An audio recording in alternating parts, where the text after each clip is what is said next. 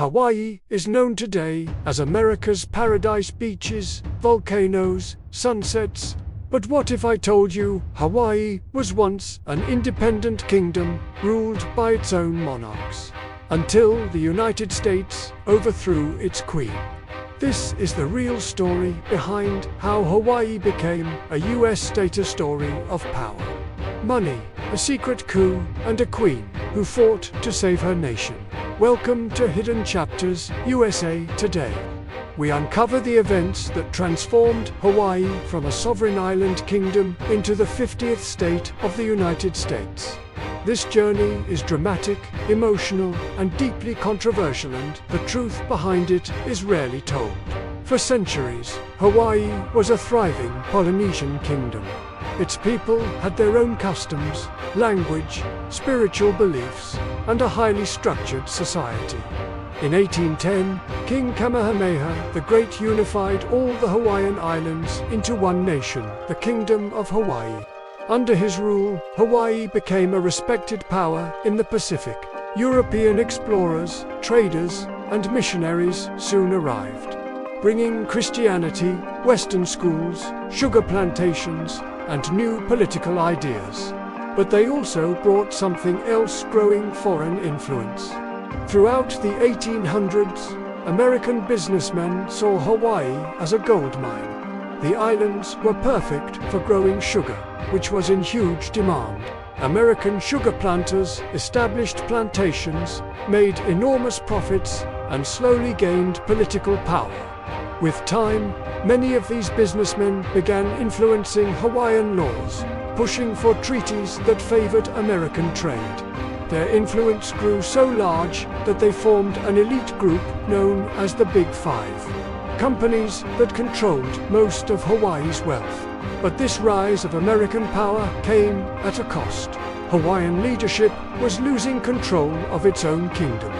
In Itanbabai Joshi'i, King Kalkaua died, and his sister, Queen Liliʻuokalani, became Hawaii's monarch. She was strong, intelligent, determined, and she believed the Hawaiian people deserved more power. For years, foreign interests had forced the Hawaiian monarchy to sign treaties that limited the kingdom's authority. One of the worst was the Bayonet Constitution, a document King Kalkaua was forced to sign at gunpoint, which took away most of the monarchy's power and gave wealthy foreigners control over the government. Queen Liliʻuokalani wanted to reverse this. She proposed a new constitution that would restore power to native Hawaiians. This made American businessmen furious, and they decided to take action. In January 1893, a group of American sugar planters, lawyers, and businessmen formed the Committee of Safety. Their goal was simple: remove the Queen and control Hawaii. They claimed falsely that the Queen was a threat to American lives and property. They requested help from the U.S. minister to Hawaii, who supported the coup. Within hours, U.S. Marines from the warship USS Boston marched into Honolulu. They took up positions near the Royal Palace and government buildings. The Marines did not fire a single shot, but their presence made one thing clear: the United States was backing the overthrow. Faced with overwhelming force, Queen Liliʻuokalani made a heartbreaking decision. To avoid bloodshed among her people, she surrendered her throne. She wrote a message stating she was yielding her authority to the United States temporarily until the US government could investigate the coup. She believed America would restore her kingdom if they learned the overthrow was illegal. She was wrong. After removing the Queen, the American businessmen created a new government called the Provisional Government, later renamed the Republic of Hawaii. The Queen was placed under house arrest in her palace. Hawaiians protested. Petitions with tens of thousands of signatures demanded her restoration. But the new government ignored them. Still, there was hope, because the US president at the time, Grover Cleveland, called the overthrow an act of war and wanted to restore the Queen. But before he could act, his term ended.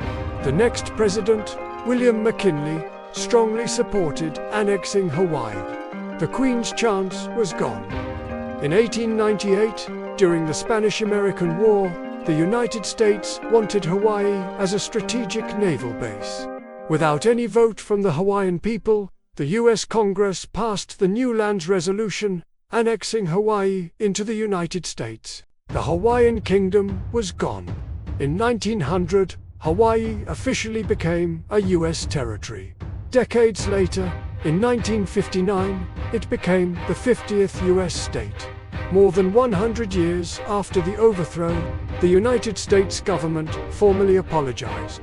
In 1993, Congress passed the Apology Resolution, acknowledging that the overthrow of the Hawaiian Kingdom was illegal and that native Hawaiians never gave up their sovereignty. But, for many, the wounds remain. The story of Hawaii's path to statehood is not just a chapter of American expansion. It is a story of a kingdom, a queen, and a people whose history was forever changed.